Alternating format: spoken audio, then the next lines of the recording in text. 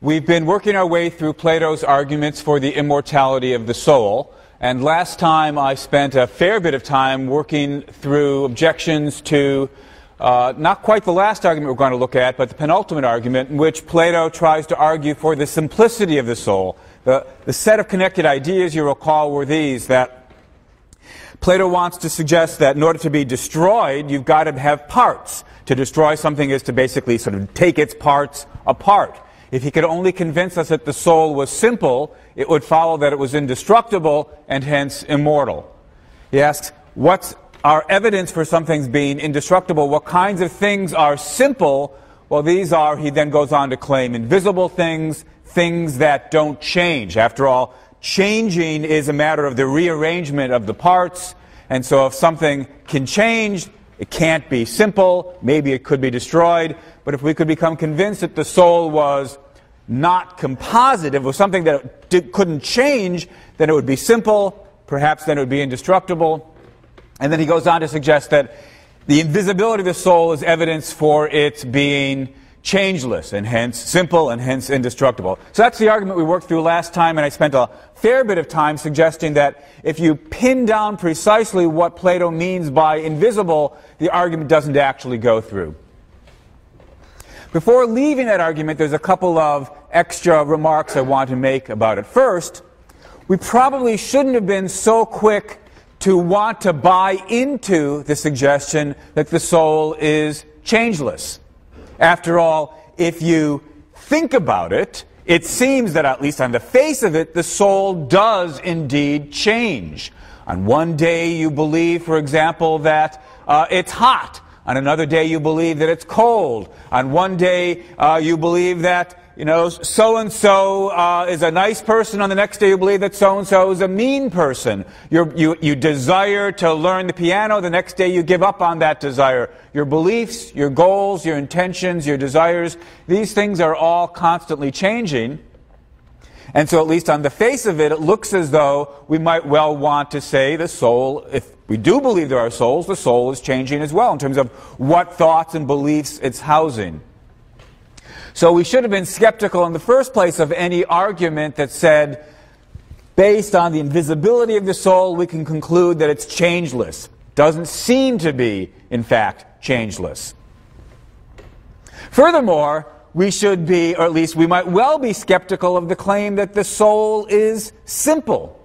Indeed, Plato himself, in other dialogues, argues against the simplicity of the soul. Now, that doesn't mean he's right in the other dialogues, but at least suggests that we shouldn't be so ready to assume that that sort of position is correct. In the Republic, famously, Plato goes on to argue that the soul has at least three different parts. There's a rational part that's controlled, that's in charge of reasoning. There's a spirited part that's sort of like the will. There's a part that has to do with appetite, the desires for food, drink, sex, what have you. Plato elsewhere argues the soul is not simple at all. So perhaps it shouldn't shock us that the argument he's sketching here for the simplicity of the soul, based on the changeless, invisible nature of the soul, perhaps it shouldn't shock us that that argument doesn't succeed after all. Finally, although I gave Plato previously the assumption that if only we could establish the simplicity of the soul, it would follow if the soul was indestructible. After all, you couldn't break a soul by tearing its pieces apart if it didn't have pieces, if it didn't have parts. Nonetheless, I just want to register the thought that it's not actually obvious that simples can't be destroyed. Well, they clearly can't be destroyed by the particular method of destruction that involves taking them apart. They don't have parts. You can't take them apart. But for all that, it still seems conceptually possible for a simple to be destroyed in the following sense: it goes out of existence. After all, where did the simples come from in the first place? Well, at least from a logical point of view, it seems as though there's no difficulty in imagining that at one point a given simple didn't exist, and then at the next point it popped into existence. Well, how did that happen? Maybe God said, God says at the beginning of Genesis, "Let there be light." So maybe he says, let there be simples. Right? Given moment they weren't there, the next moment they were. Well, after a while, maybe God says, let the simples no longer exist. Given moment, there they were. The next moment, they no longer exist. Seems as though that idea makes sense. And so, even if we agreed that the soul was simple, even if we granted everything in Plato's argument up to this point and said the soul really is simple, it still wouldn't follow that it's immortal. We'd still have to worry about the possibility that the simple soul might simply pop out of existence at a given point. Perhaps the very point when the body gets destroyed. So I'm inclined to think that this most recent argument of Plato's, the argument from simplicity, no, that's not successful either. Before leaving that argument, there's one other piece of business I want to discuss. This is a footnote that I put aside, or a point that I put aside previously. You'll recall that we were worried about, the objection got raised that the right way to think about the soul is like the harmony of a harp. And this was originally offered as a counterexample to the thought that invisible things couldn't be destroyed, but harmony could be destroyed. It was invisible, so invisible things could be destroyed.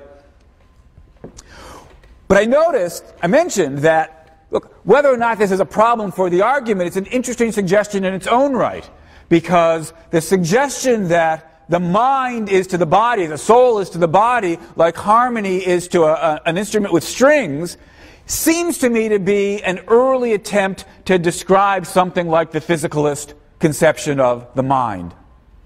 Just as harmony is something that gets produced by a well-tuned instrument, the soul or the mind is something that gets produced by a well-tuned body. Now, Plato's got some objections to the suggestion that we should think of the mind as the harmony of the body. And so I want to take just a moment and talk about those objections, because, of course, if they were compelling objections, that might well give us reason to doubt the physicalist view. Whether or not Plato's arguments for the immortality of the soul work, he might still have some good arguments against the physicalist conception.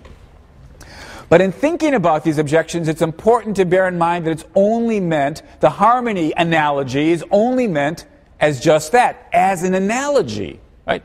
The claim isn't, or at least it shouldn't be understood as saying, literally, the mind is harmony.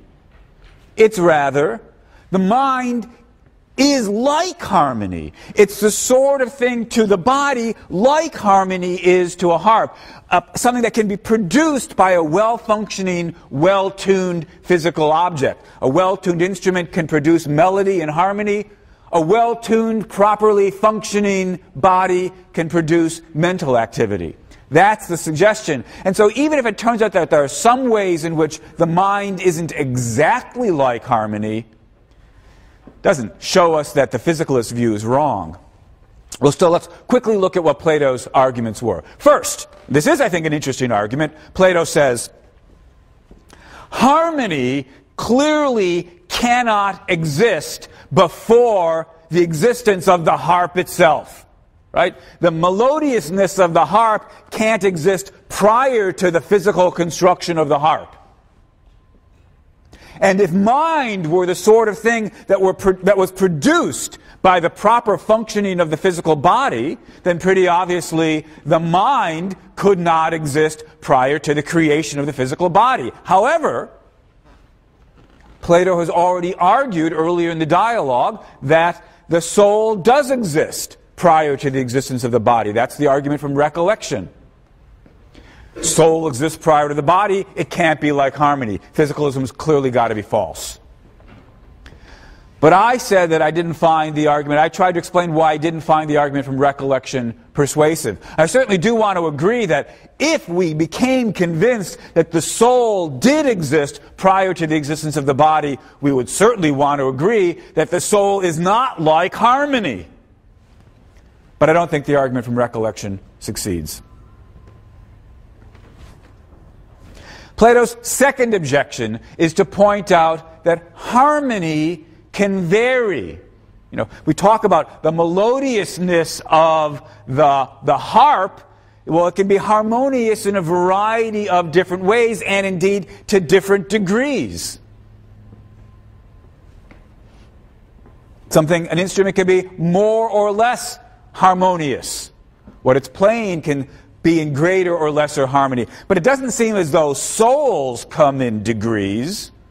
You've got a soul or you don't have a soul. That's the argument, that's the objection. You've got a mind or you don't have a mind. But perhaps we should, that's the objection. Of course, if that was right, then again we might have to conclude, well, whatever the mind is, it's not quite like harmony is to the body. But I'm not so sure we should agree that the mind can't come in degrees.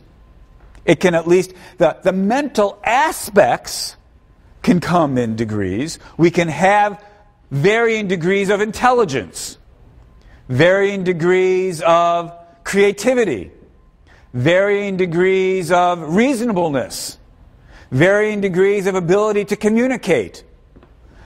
So, just as, we might say, just as the functioning of the harp can come in varying degrees, more or less harmony,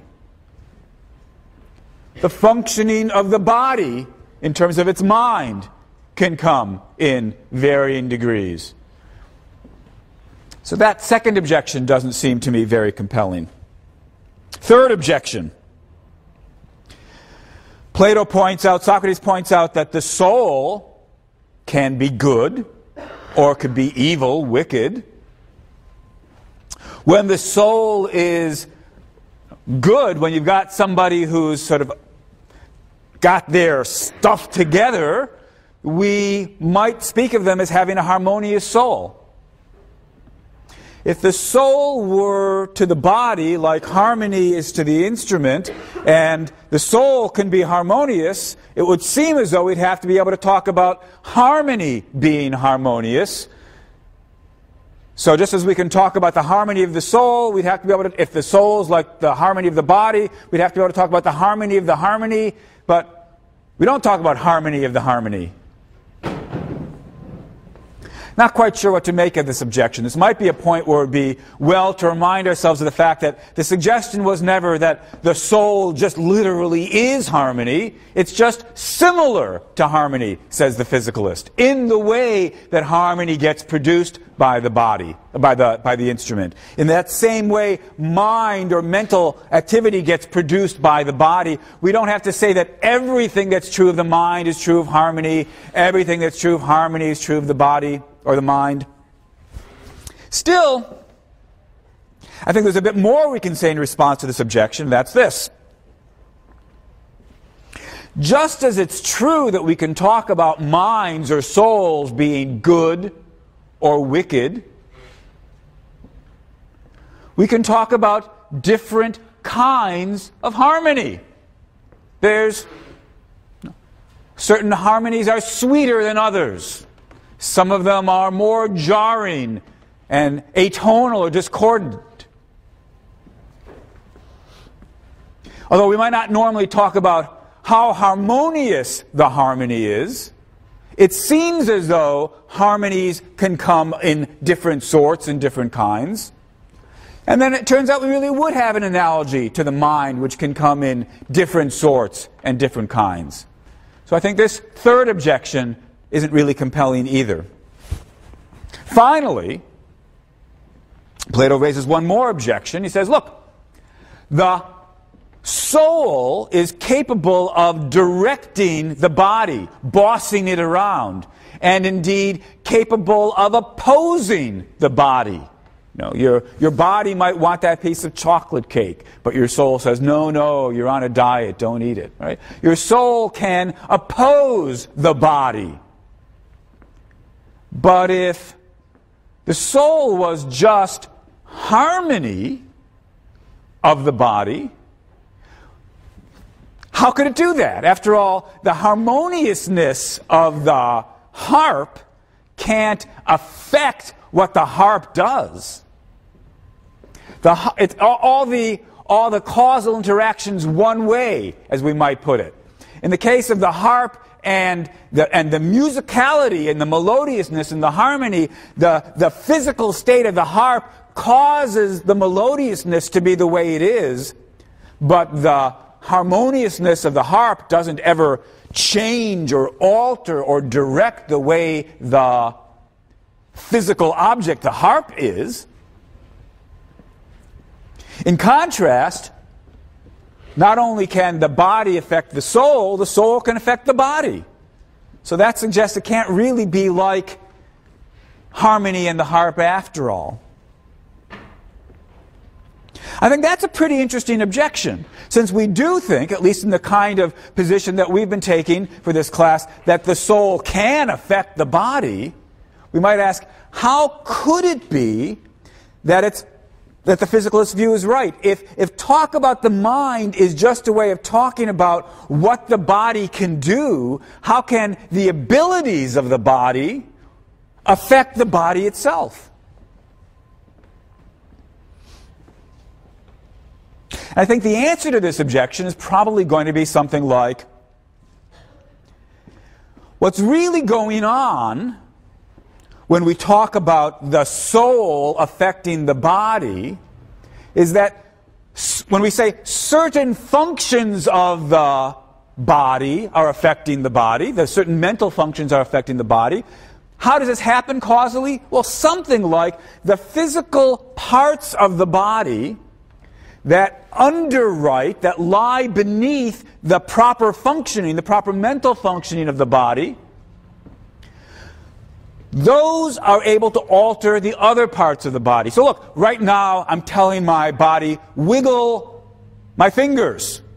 My soul is giving instructions to my body. How does that happen? That's my mind giving instructions to my body. How does that happen on the physicalist view? Well, my mind giving instructions to my body, wiggle my fingers, is just one part of my body, my brain, giving instructions to another part of my body, the muscles in my fingers.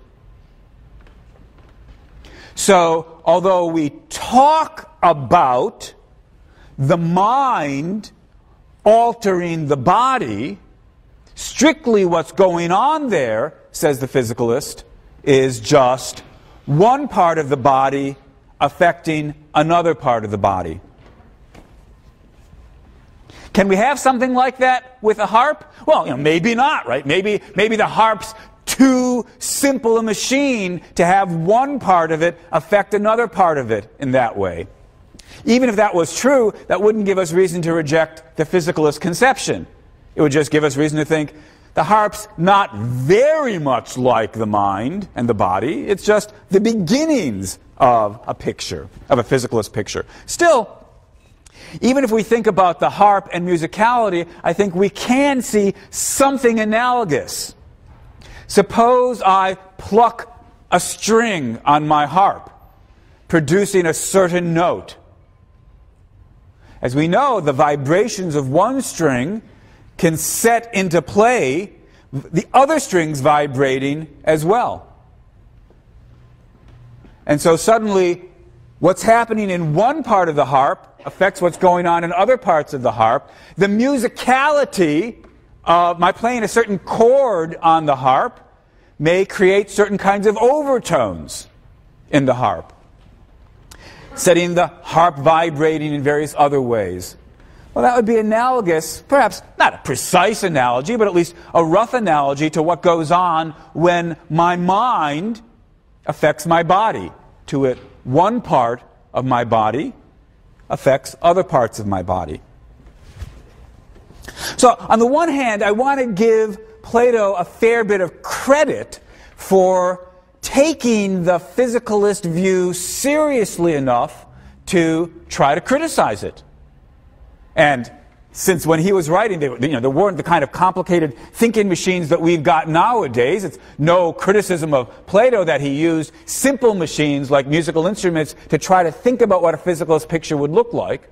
I want to give him credit, but I also want to suggest that the objections that he raises to the physicalist view just don't succeed. All right, now there's one other argument that I want to consider in our dialogue. And after the appeal to the simplicity of the soul, there's a very long, complicated discussion about what constitutes an adequate explanation. And Socrates gives some of his history there and talks about what he's looking for and trying to find adequate explanations of things. And these passages are very, very difficult, and happily for our purposes, we don't really need to go there. Before the dialogue ends, though, there's one further argument, which I'll dub the argument from essential properties. Now again, it's important to bear in mind as we try to make sense of this passage that Plato is writing at a time when we didn't have all the conceptual apparatus that we have nowadays. We stand on his shoulders. We've inherited some of the distinctions that he was the first to try to put into play.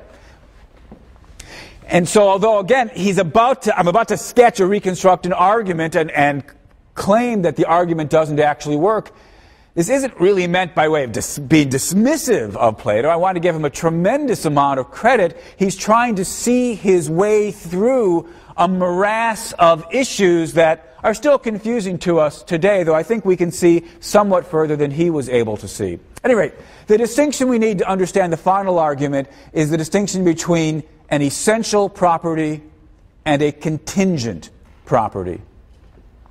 An essential property is a property that a given object must have. It always has as long as it exists at all. A contingent property is a property that an object may happen to have its entire existence, but could have existed without. So, my car is blue. That's a contingent property of my car. I could take it to the paint shop and get it painted red, in which case it would be red, it would no longer be blue, but the car would still exist. My car is blue, but it could be red. It could exist as a red car. And even if I never, over the entire course of existence of my car, never get it painted, so that from the moment it came into creation to the moment it gets smashed, it's always blue, still, we understand perfectly well the idea that it could have been red. There's nothing incompatible with the idea that this car exists and is red. So that's an example of a contingent property. And I might have a pencil, and the pencil is whole, and I never break it, but I could have broken it. It's a contingent property, whether the pencil is whole or broken. I take a piece of metal, it's contingent property, whether it's straight or bent. I might bend it, now it's bent. I might straighten it back out, now it's straight. Many, many properties are contingent properties. You're happy, you're sad, you're awake, you're asleep. But some properties, in contrast, are essential properties. For the particular thing that we're thinking about, it's not possible to have that thing and not have the property in question. Plato gives the example of fire and being hot. Fire is hot. That's a property that it's got, but it's not a contingent property. It's an essential property. It's not as though some fire is hot and some fire is cold, or, oh yes, it just happens that over the entire life of the fire is hot, but we could have made it cold. There's no such thing, there could be no such thing as cold fire. As long as you've got a bit of fire, it's hot. Take away the heat, you take away the fire. You destroy the fire. You can't have cold fire. That's an example of an essential property. As I say, Plato sees, as indeed I take it we all see at least roughly, that there's some sort of distinction there, and he's trying to see his way clear on these matters. And it remains a controversial question today, until today. Are there really essential properties in the way we take there to be? If so, which properties are essential? Which ones are contingent? Water is composed of H2O. That's its atomic structure. Is that an essential property of water? Could you have something that was water without being composed of H2O, hydrogen and oxygen in that way? No, some people say yes, some people say no. But most of us would want to say, oh, there's an example of an essential property. To be water, you must have that atomic structure. All right, that's the thought. Now, armed with this distinction, Plato says, here's an essential property for the soul. Wherever there's a soul, it's alive. Now, by alive, I take it Plato means it's thinking, or it's capable of thought. Wherever you've got a soul, you've got something capable of thought. I suppose one could try to resist this claim of Plato's, but I find it reasonably plausible. I start thinking about minds, and I ask myself, could there be a mind that was incapable of thought? Maybe not. Maybe that's sort of built in to minds by definition. Just like you couldn't have something that was fire without it being hot, so you couldn't have something that was a mind without its being capable of thought. Important to say the word capable here, right? It's not as though all minds always are thinking. I presume there are stretches during the night when my mind is not thinking, not dreaming. Still, it's capable of thought, even though it's not thinking at the time. But you say, no, here's a mind that's not even capable of thought. I want to say, then it's just not a mind. So, all right, maybe being capable of thought is an essential property of the mind. Plato thinks about the mind in terms of souls, so maybe being capable of thought is an essential property of the soul, and I think that's what Plato means when he suggests the mind is essential, the soul is essentially alive. It's a necessary property, as we might put it, of the soul that it's alive, that it's capable of thought. So to say, not an implausible claim, let's give it to Socrates. But once we give it to Socrates, Plato thinks, now he's pretty much done. After all, think about what it means to say that something's got an essential property. Fire's got the essential property of being hot. It means there's only two possibilities. Either you've got some fire and it will be hot, or the fire's been destroyed. It's been put out. Those are the only two possibilities. You'll either have, if heat is an essential property of fire, either you've got some fire and it's hot, or the fire no longer exists. It's been put out. There's no third possibility of a non-hot fire, of a cold fire. So, if you've got the claim that life's an essential property of the soul, only two possibilities. Either you've got the soul and it's alive, to it, it's capable of thought, or the soul's been destroyed. But Plato thinks we can rule out that other possibility. How? Well, it's by thinking about this particular essential property. Look, there's nothing in the idea that fire has the essential property of being hot to make us think it couldn't be destroyed. But there is something, Plato thinks, in the idea of being essentially alive to rule out the possibility of its being destroyed. In fact, as you say the very words, you begin to feel the force, the pull of Plato's position. If the soul is essentially alive, if it's necessarily alive, it's got to be alive. Can't be destroyed.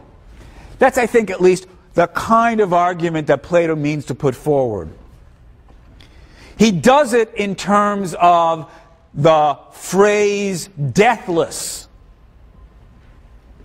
He says, let's actually get this up here, the board. 1, life is an essential property of the soul.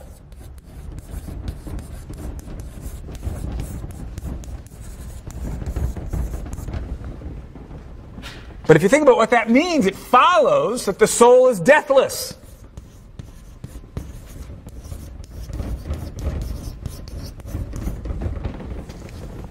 After all, if the soul is, if it's essentially alive, that means it can't be dead. So it's deathless. But after all, anything that's deathless can't die. So the soul cannot die. Which is just to say it's indestructible.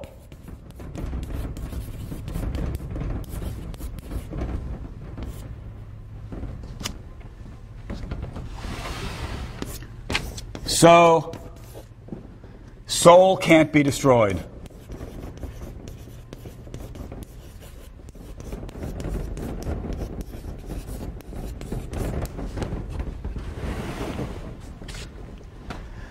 Something like this seems to be Plato's argument. One, life's an essential property of the soul, but we can just summarize that by saying the soul is deathless. But if the soul is deathless, it can't die. It can't die, it can't be destroyed. It's indestructible. So the soul can't be destroyed. Remember, once we said the soul was alive, there were only two possibilities. Soul was essentially alive. Either we have the soul, it's alive, capable of thought, or it's destroyed. But if the soul can't be destroyed, that leaves only the possibility the soul is alive, capable of thought. That's just what Plato thinks. The soul will always exist, capable of thought. Well, it won't shock you to hear that I don't think this argument actually works. And I think where it goes wrong is there's a certain kind of ambiguity in the idea of being deathless.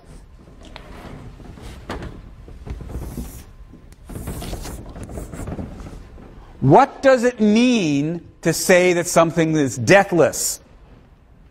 I think there's two possible interpretations of that phrase.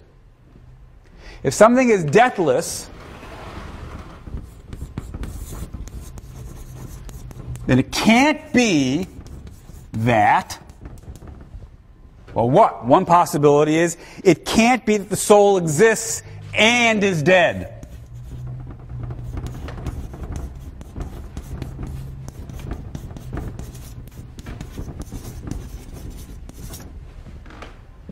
That's one possible interpretation. To say that something is deathless means you'll never have a soul that exists at the same time that it exists, it's dead. But there's a second possible interpretation of deathless. It can't be that the soul was destroyed.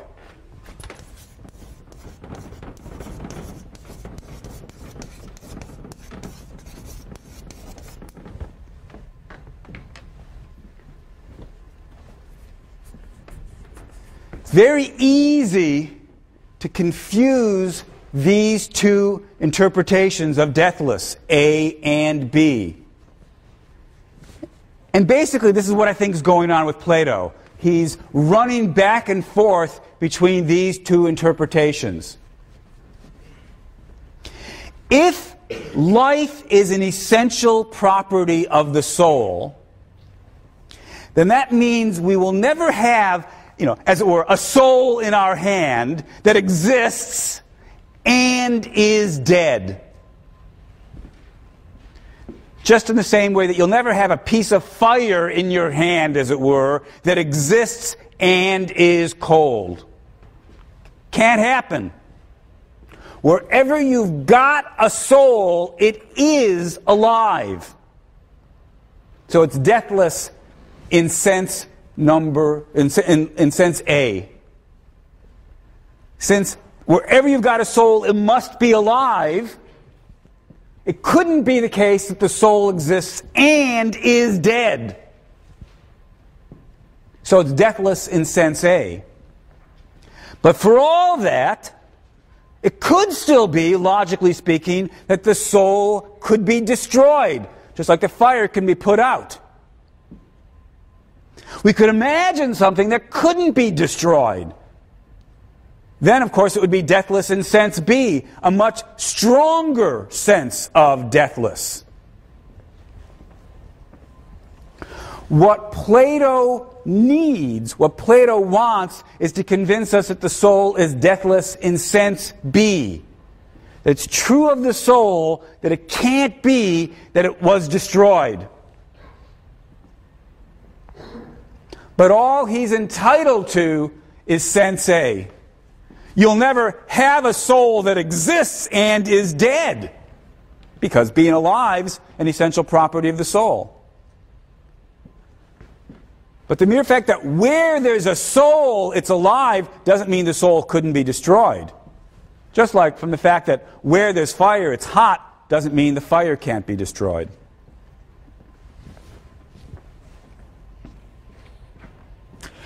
They say it's, I think, pretty easy to get confused in thinking about these issues. It's difficult to see your way clearly to these two different notions of deathless. It's difficult to get to the point where you can clearly use the language of essential properties without getting screwed up. Still, I think that's what happened here. We grant Plato the thought that the soul has an essential property, being alive. From this it follows that where there's a soul, it is alive, and hence it's deathless in sense A. But once we start thinking about the category, the notion of being deathless, we're tempted to re-understand that as being deathless in sense B, can't be destroyed. And that, I think, doesn't follow. All right, where does that leave us? Plato's gone through a series of arguments for the immortality, the indestructibility of the soul, and I've argued that none of them work. Some of them are worth taking seriously. That's why we've spent the last week or so going over them, but none of them, as far as I can see, are successful. And I hardly need to remind you that this comes on the heels of a previous week or two in which we talked about various other arguments for the very existence of an immaterial soul. And I've argued that none of those arguments work either. As far as I can see, then, the arguments that might be offered for the existence of an immaterial soul, let alone an immortal soul, the arguments don't succeed. It's not that the idea of a soul is in any way silly. It's not that it's not worth thinking about. It's that when we ask ourselves, do we have any good reason to believe in an immaterial soul, and actually try to spell out what those reasons might be, as we look more carefully, we see the arguments are not very compelling. So I'm prepared to conclude there is no soul. There's no good reason to believe in souls, and so I conclude, at least there's no good enough reason to believe in souls, and so I conclude there are none. And this is the position that, sort of here on out, I'm going to be assuming for the rest of the class. I'm going to have us continue to think about death, but now think about death from the physicalist perspective. Given the assumption that the body is all there is, that talk about the mind is just a way of talking about the abilities of the body to do certain special mental activities. There are no extra things beyond the body, no immaterial souls. Now, wouldn't be unreasonable at this point to accuse me of begging the question. After all, think about what I've done. I put all of the burden of proof on the fan of souls. I've asked the dualist, give me some reason to believe your position. And I've said the arguments on behalf of dualism aren't very convincing.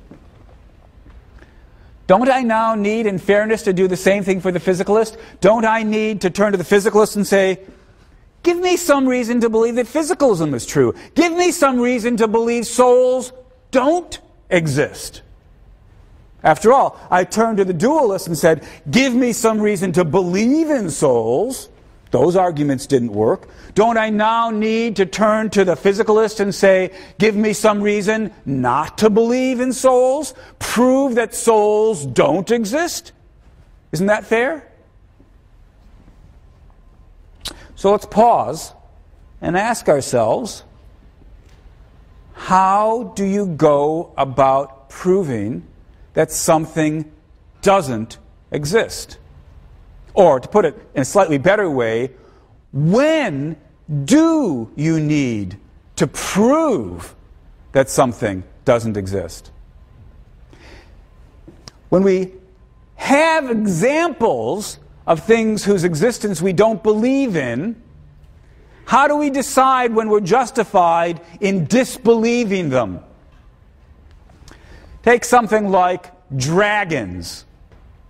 Let me assume that everybody in this class, in this room, does not believe in the existence of dragons. How do I prove that there aren't any dragons? I mean, there could be dragons, couldn't there? But there aren't any. You don't believe in dragons. So, don't you need to disprove the existence of dragons before you continue on your way of not believing in them? I imagine nobody in this room believes in the existence of Zeus, the Greek god.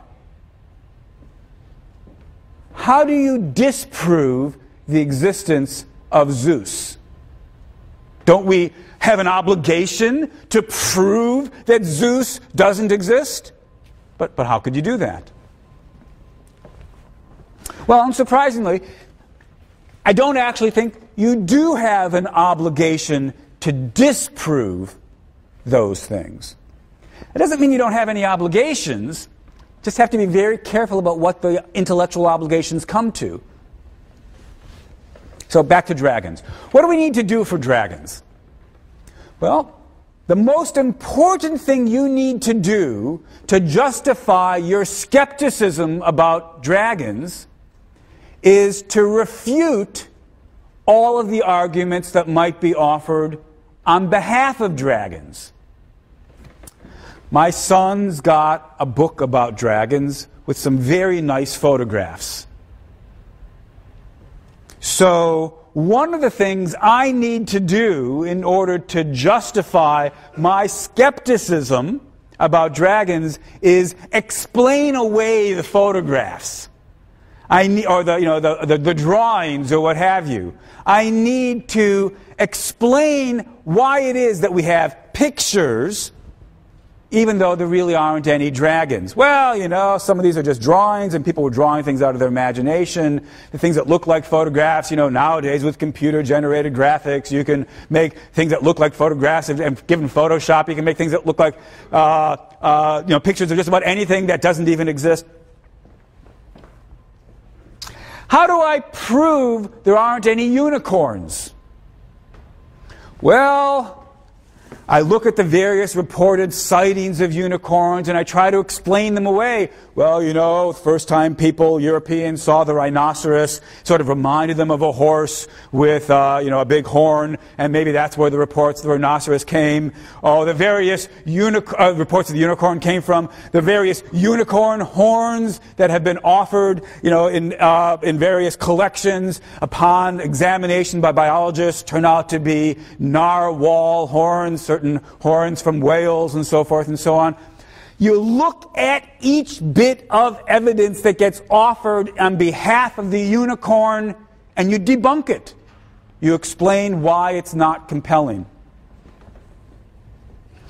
And when you're done, you're entitled to say, as far as I can tell, there aren't any unicorns. As far as I can tell, there aren't any dragons.